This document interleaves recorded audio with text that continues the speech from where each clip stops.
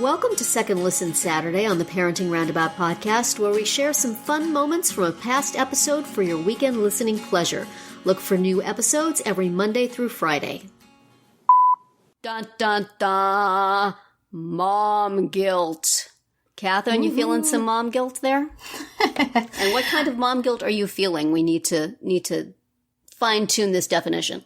That's right. So today we thought we would talk about not necessarily feeling guilty about what you haven't done for your kids, like I don't know, make them do the summer math book that was mysteriously disappeared somewhere in the house. So not feeling guilty about what you haven't done, but what you we do. We're just not talking about that today. Right. We're just narrowing our discussion today to keep things manageable. But, you know, the guilt that we sometimes feel for what we have made our kids do, like pushing them to do things and then think, oh, maybe I shouldn't, maybe that was about me. I don't know. Yeah. So have you felt like that before, Nicole? Many times. Sadly enough, yes. Most recently, with my daughter, my son was still, he's older now, so I don't have that much influence over his life anymore. But, if I say to him, maybe you shouldn't go out and have drinks tonight because you had drinks 2 nights ago, it doesn't seem to bear any weight, but definitely with my daughter. And actually, I definitely have, especially this past year, have really encouraged her to maybe extend herself in ways that she might not necessarily want to, or it might not be natural to her. And I think, that must have been, that was about me. And it's like, and even if she agrees with you, you don't bear the social consequences that she does. Right. So it's like, I can give my daughter a pep talk, do this thing, rah, rah, and then she goes off to do it, and I'm like, well, this has no, nobody's going to look at me funny for this, but she's going to be getting it. Exactly. And then I feel terrible. And I still do need to, I've got her, I'm still trying to convince her to join the Possibilities Club at her high school next year. Yeah. And she totally called me out on it the other day. She's like, Mom, did she? This is about you. This is not about me. Busted. But because I was trying to sell it to her, and I'm like, but think of all the great changes you could make, and think of some of the things that you could make a difference, and maybe change some of those old ways. And she's like, Mom, this is not me that's talking. This is you. Well, good for her. So yeah, but is she still considering it? She's still considering it, yeah. I think she realizes the value in participating, not necessarily to make change or make waves. We forget how hard that is when you're a teenage girl to go in and change things. Oh, yeah. Looking back, we wish we had done those things, but in the actual moment, it's hard. Yeah. It's hard to have an opinion and to express it when other people like the way things have been going. Yeah. And I can't even remember if I did this as much as my son, but, I do repeatedly find myself doing, saying things or asking her to do things and thinking, oh boy. Even as we resent our mothers for having done similar things to us. That's right. We still merrily as I push her out the door to go to the party that she was invited to, and she's got a bad head cold, and I'm thinking, just dose up on that cold medicine. You'll be fine. Go to the party. It'll be fun. I have done that too. Oh dear. So it's so bad. My stellar display of parenting. Yeah. I mean, in terms of it being about me, I think back to my enthusiasm for my daughter to be in marching band in high school. And at the time, I felt it was completely because here is a young person with a language delay. She needs total language immersion. Where else to do that? But this group which you're with all the time, and there are kids and they are talking. Let's do that. I had such good motives, but really, I think a large part of it was I almost was in band in high school, but I chose choir instead. What would it have been like to be in band? Let's see, honey, go be in the band. And a couple of times she said, I really don't want to do this. And I'm like, of course you do. It'll be great. Go on, take that trombone. Lug that out there. Yes. And I look back it's hard because sometimes they need the push. They do. And it's very hard to know where to stop with the push. Yeah. I mean, I feel sometimes with my kids, because they don't necessarily express themselves and what they want well. Mm-hmm. And so I feel like if I do nothing, nothing will happen. And that's not good either. Yeah. So I kind of make myself the cruise director. And this is what you're going to do. And it'll be great. And go here and do this. And they don't resist, but that doesn't necessarily mean that they want to do it. And then I am left with, guilt and recriminations for the rest of our lives. But your kids have opinions, right? Do they, as you said, Nicole, your daughter said, hey, she was able to call you on it. My daughter maybe can do that now at 27, but not consistently. And my son just could not be less interested in doing that. So, but sometimes they'll just say no. But they're old, they're in their 20s now. When they were kids and when they were in high school, I ran the show. Is that true for you guys? Do you feel like you are the one picking things for them all the time and wondering if you're just reliving your high school and middle school years? I think at a developmental level, no. When they were because much younger. I was never like an athlete in any way. And my daughter's biggest, activity is skating. And so on the one hand, I don't know anything about it. Like I was never in a sport. I don't know that much about the experience of competition, that kind of thing. Like it's just not my experience. So, but at the same time, I'll be like, you should take that test. She'll insist that she's not ready to take a skating test. Like, yes, you are. And then, sometimes there's like a 3-way argument between me, her, and the coach. And everyone has a different opinion. And that's not good either. And and then sometimes when it's over, I'm like, why am I, like, what difference does it make if she takes this test now? I don't, why do I care? Yeah. It's hard. And there's so many opportunities to screw up. I know when my kids were, younger, I was definitely much more involved. I was definitely their cruise ship activities organizer. But as of late, my daughter is becoming a lot more outspoken with me in particular. And that's good, even though it doesn't feel good when she does it in general. Can you step back and say it's good that she has her own personality and her own... Yeah, sometimes I definitely, I'll step back and go, oh, wow, okay, yeah, I admire it. And then other times I'm like, oh.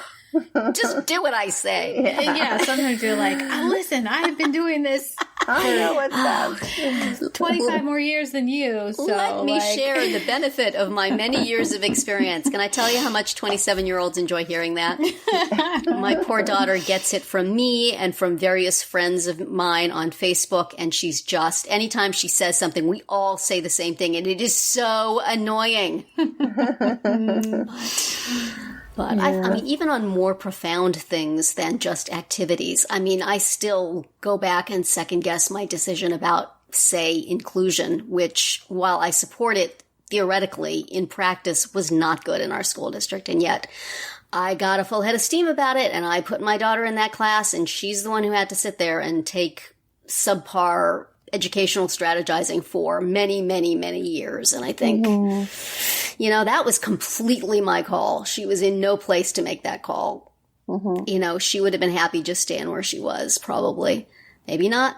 Who can ever know? But it's such a responsibility making decisions for other people. And yet I want things my way. So it's so hard to weigh. I know. It's the happy medium. Yeah. When my daughter was deciding whether or not to take a year off from her skating team, this season, it was really hard because I was trying to be really careful not to make up her mind for her and not to tell her what to do.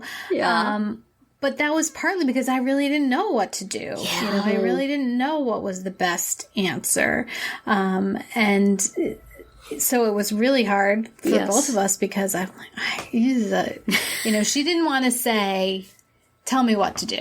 Yeah. And I didn't want to say, this is what you should do. Right. So then both of us were kind of stuck.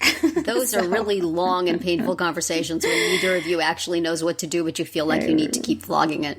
Right. Yeah. So it was, and in the end, she decided not to do it. Okay. And she's so far happy with that decision. So we'll see. Yeah. But that's why I'm like, well, that's why you're not doing the team. So take the test. Keep on testing. That's the whole point. Like, you're supposed to be using this time to test. Yeah. And you don't want to be one of those parents that's living vicariously through your sport child like you write about, but at the same time, do this thing. Right. Well, do we think it's different with our daughters more so than our sons? Because we each have one of each. We do. So. When your son was younger and still within your power, Nicole, did you do the same kind of thing with him, or is it just different with guys? Because we don't have that specific experience. I want to say it's not necessarily a gender thing, but maybe a personality thing. That could be. My son would do things and then not really tell me the end result. So, because, maybe it is a guy thing. I don't know, because, boys generally don't go into a lot of detail. So I didn't usually get a lot of feedback on how it went or what he thought about it. It's only now that I'm starting to hear some of the horror stories. Oh, no, that's the worst. Yeah. I mean, he still enjoyed himself. I'm thinking of his water polo days and how much he suffered. Oh, no. And were you, pushing him to do that? Oh, yeah. I mean, here's a wonderful, wholesome sport for you to participate in, son. And here's a sport that you don't need any experience with. You just need to know how to swim. Wrong. Oh, dear. We really pushed him to do that in his freshman year. And it was not a pleasant time for him, but it ended up being, the kids that he met and the time that he spent in it, because he was in it for all 4 years. Mm-hmm. They're his closest friends. So it's like one half dozen the other, right? Like if we hadn't have done that, where would he have ended up? Exactly. And it's just now that we're starting to hear the stories. I mean, he wasn't telling us at the time, but I don't know what's worse, like having to live each terrible thing with your child as they go through it, or finding out later. Yeah. Those are both really awful things. And I feel like too, though, personality wise, like my daughter would have no problem telling me how horrible it is. Whereas my son, like I said, it tended to be a little bit more complacent about things and quiet. I wonder, maybe that is a guy thing, to be more stoic about that sort of things, because it's not maybe cool to complain about. I don't know. It's hard. So. Anyway. How about you, Catherine? Have you found that? Have you seen any difference? I think a little bit. I mean, with both of my kids, I'm very once they're signed up for something and once they're committed to something, I like to make them stick it out, you know? Yes. And I think I've had to do that more with my son than with my daughter. Like, I mean, he today likes, loves hockey and wants to play, but I can remember like when he was like 5 and, doing the little like introductory program, and he'd be fussing about going. Yeah. And I still made him go, and now I'm like, oh, brother, he was 5. Like, what? Yeah, it was a big deal. But, he's still doing it now, and maybe if I didn't make him go then, he wouldn't be doing it now. And and then you think of those sports that kids who start doing it from such a young age that, your son might never have had the opportunity to even get a foot in the door if he hadn't started so young. Yeah, because they're all true. Superstars by the time they're 6. But yeah, like I had to put you in that early. I'm sorry. Right. I had to choose when you were 5 what you were going to want to be doing in high school. Right. Exactly. I had to determine your future when you were born. I'm sorry. That's right. Oops. Yeah. Yeah. I mean, I picked the trombone for my daughter in like 4th grade because I wanted her to be able to be in the marching band. She wanted to play the violin, and I said no to that for the band reason and also for the fact of, oh my gosh, listening to the violin. Yeah. That's so funny. But I do, as with everything else, I do go back and think, if she wanted to play the violin, let her play the violin. Why did I set her up that she had to, from 4th grade, that she was going to do this thing that I thought would be a good thing to do, and maybe she didn't want to do? I mean, it's hard marching band. You reminded me of a terrible story. Uh-oh. Tell me. I'll feel better to know that I'm not the only horrible person. Well, my son was in band, and he played the trombone. And I just, we would go to all of the concerts and performances, and I would never see him. He would be at the very back of the group on the stage. And I'd just be, we'd be sitting there and listening, enjoying the music, but it would just be endless hours of, So when my daughter wanted to join band, I said, you can join band, but you need to play the flute.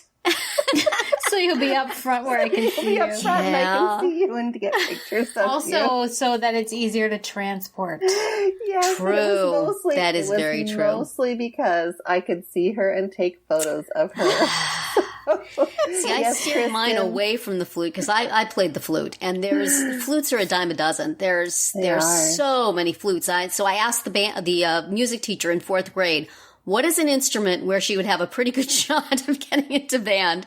And he told me trombone. Later I heard that this guy just liked the trombone and would tell anybody trombone who asked. So, but it's this big, heavy thing. Yeah. Why did I saddle her with that? Yeah. It seemed like a good idea at the time. I didn't have to carry it. There were no auditions with her band, so she could just pick up whatever instrument she wanted. But I just simply wanted to be able to take good photos of my daughter in band. It was not about her playing flute.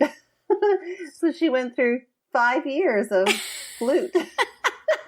Nice thing about sitting in the back is you can play bad and nobody could tell. Well, my son likes to tell me stories of how he just didn't play at all. He would just move it back. I think my daughter did a lot of moving the slide randomly.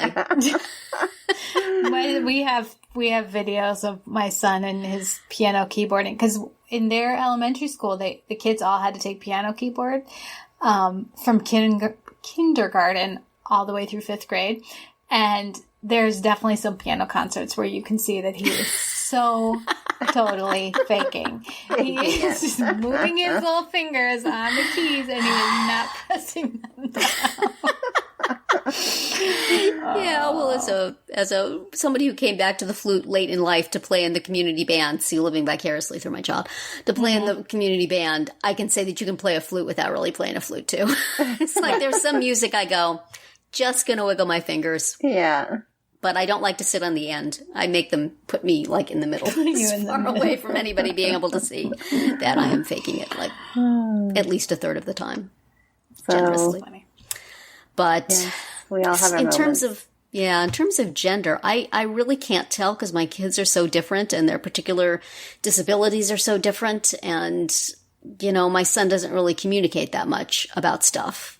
He goes where, at least when he was little, he goes where I put him, and I never hear one way or the other. Mm-hmm. Maybe it's like you said, it's a guy thing, but I also found out sort of terrifyingly late in his schooling that he would often say he likes something that he didn't like. Or if somebody was mean to him, he would say he liked them, like, you know, a particular paraprofessional who I then signed him up with for another year, when in fact she was awful to him. So sometimes it's like, okay, is this one of those times where it's opposite day? Or is this something you really like? So if he comes home from work and he says, I love working there, I really don't know if he does, or if it's like, they're terrible to me the whole 8 hours. I don't know. So boy, that's that hard. makes it difficult. So used to be, when he was in school, through high school, I could get independent verification. You know, there was lots of people I could ask. Right. And now there are not. From college on, there have not been. So that is rough. So I don't know if it's a gender thing or if it's a disability thing or what, but I maybe also don't push him as much because his disabilities are more visible, and I feel like, you know, I pick things for him based on that, whereas with my daughter, I feel like, you can be in the mainstream, honey. Here. Jump. Oh, you're in the water, but that's okay. Paddle. Just swim. You can do it. Then boy. I am awash in mom guilt pretty much constantly.